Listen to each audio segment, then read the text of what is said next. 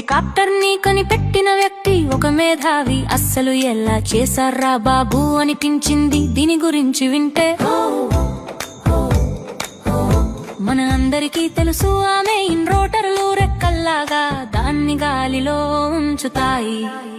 కానీ న్యూటన్ గారిలో ప్రకారం యాక్షన్ కి రియాక్షన్ ఉంటుంది కదా. రోటర్ ఒకవైపు తిరిగితే బాడీ మరోవైపు తిరుగుతుంది. దాన్ని ఏది బ్యాలెన్స్ చేయకపోతే హెలికాప్టర్ అదుపు లేకుండా గిరగిరా తిరుగుతుంది.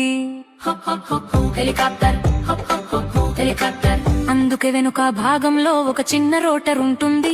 అది గాలిని నెట్టి బాడీని స్థిరంగా ఉంచుతుంది.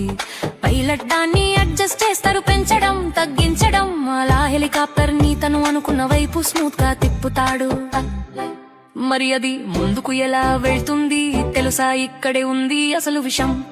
మొదటిది రోటర్ డైరెక్షన్ ఇస్తుంది.